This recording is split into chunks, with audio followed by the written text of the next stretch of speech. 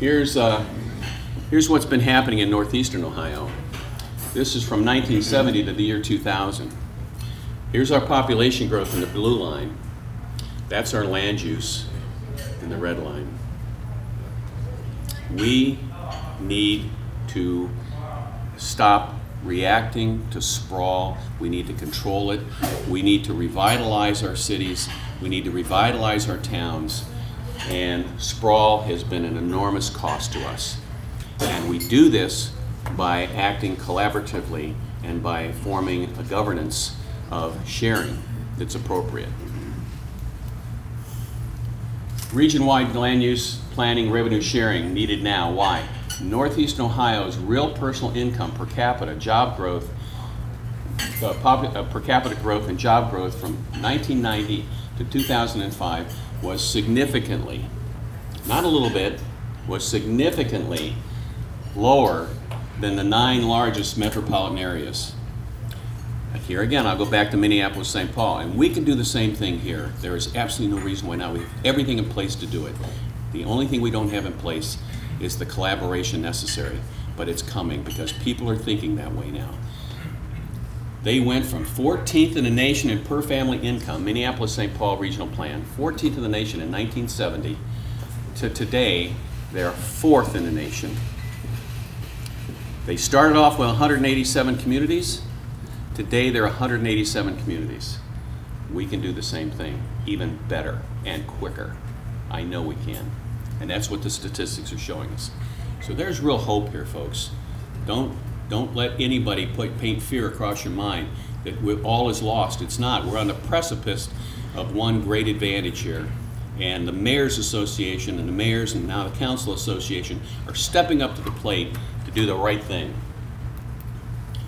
This will give you an idea of the job losses that we have suffered here in Northeastern Ohio. In the blue is from 1995 to 2000, there was job growth. In the red is 2000 to 2005. Every county except one, Geauga County, which is a small percentage anyway, but it looks larger here, lost jobs. Every county in Northeastern Ohio. So what does the regional approach do? What could it do for Northeastern Ohio? What could it assure? Significant infrastructure savings. It could increase the number of high-quality jobs. It will retain and attract skilled workers. It will increase household income, and communities will maintain their identity. Is there anything in there that we could object to?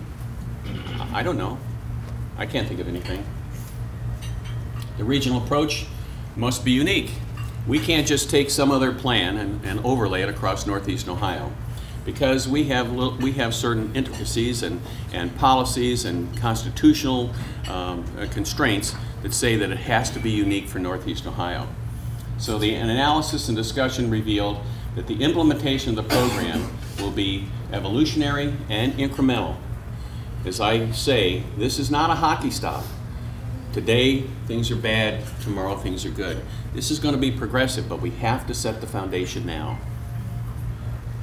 No other region, no other regional model can just be overlaid, and we need to take a unique approach and tailor it specifically to our region, and that's what we're doing.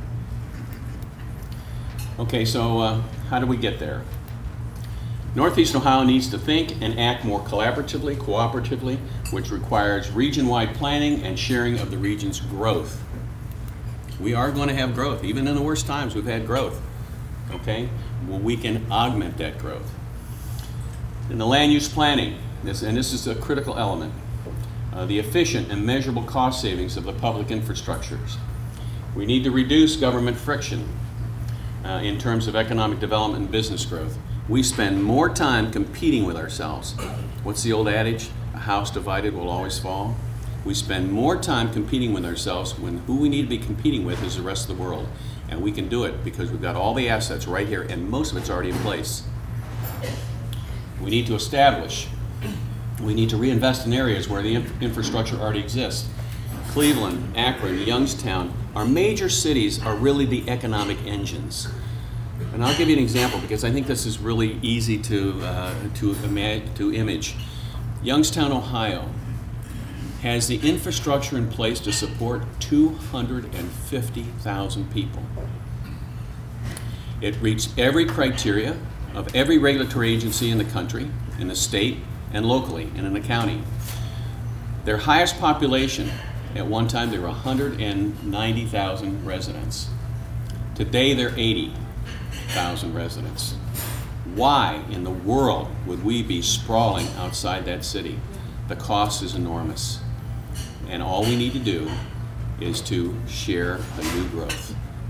And everybody's area could be protected and utilize it. The city of Cleveland the same way, the city of Akron the same way, the city of Canton the same way, Elyria, Lorraine, okay? We don't need to pave over any more of our precious farmland. Now, is it a stop for that? Absolutely not. Absolutely not. Businesses are going to go where they need to go. But we already have things in place, and we just need the governance and the strength and the courage to do it. Okay. Establishment of optimal areas for commercial and industrial, retail, shopping, and residential and suburban growth. In the revenue sharing side, Northeast Ohio is losing jobs and is not competitive compared to those regions that share revenues and plan better. Well, you know what? I grew up playing sports. I grew up competing, and we need to compete better as far as the rest of the world, and we can do it. And I think this is the right team to do it with.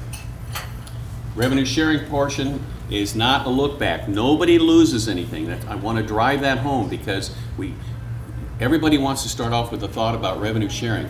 It's the planning and collaborative effort on the infrastructure that's so important. Revenue sharing is on new growth only. Here's a projection, and this is based upon a lot of research. Now, in the center of the chart here is where we are right now. And as you can see, this is on a projected growth of commercial industrial value. We do have growth, and we've had growth right along. But if we put into place the appropriate plan that we're developing in phase 2 of our study, that growth could easily be enhanced, and this is cumulative, 2.5% to 5% more. Look what happens to the graph. Even at 2.5%, look what happens to the graph at 5%, and it's cumulative.